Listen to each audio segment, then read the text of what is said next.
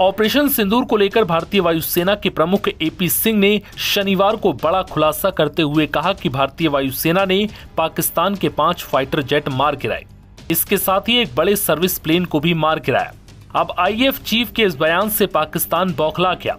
इस बयान के बाद पाकिस्तान के रक्षा मंत्री ख्वाजा आसिफ ने दावा किया कि ऑपरेशन सिंदूर के दौरान पाकिस्तान के किसी भी सैन्य विमान को ना तो मारा गया और ना ही नष्ट किया गया।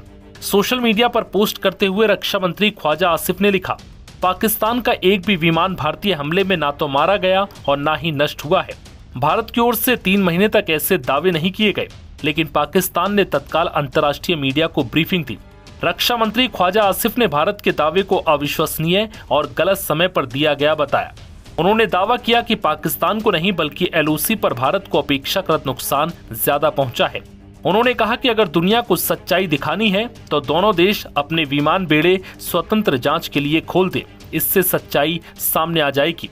उन्होंने कहा कि लेकिन मुझे लगता है कि भारत ऐसा नहीं करेगा, क्योंकि इससे उसकी असलियत सामने आएगी और पोल खुलेगी। पाक के रक्षा मंत्री की ओर से ये बयान भारतीय वायुसेना प्रमुख air chief marshal AP Singh की एक टिप्पणी के कुछ घंटों के बाद आया। एयर चीफ मार्शल ने बताया कि इस ऑपरेशन के दौरान पाकिस्तान को बड़ा नुकसान हुआ और 5 लड़ाकू विमान और 1 बड़ा विमान मार गिराया गया, जिसके बाद पाकिस्तान रक्षा मंत्री ख्वाजा आसिफ ने आईएएफ के इस बयान को झूठा करार दिया। अब सुनिए आईएएफ चीफ का ये पूरा बयान। Major airfield that was attacked and here there's an F-16 hangar which you can see here, and here this is the photograph again from open source from one of their earlier pictures of the same hangar, and here that hangar which is one half of the hangar is gone, and I'm sure there were some aircraft inside which have got damaged there. So if I can just sum it up, what we were able to get there at least 2 command and control centers in like Murid and Chaklala that I have shown you one of the pictures. At least 6 radars, some of them big, some of them small. 2 SAGW system that is in Lahore and Okara. Then of course runway at Sargoda and Rahim Yar Khan.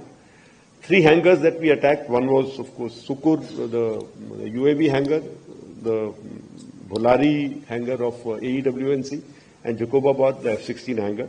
And we have indication of at least 1 AEWNC in that AEWC hangar and a few F-16s which were under maintenance there.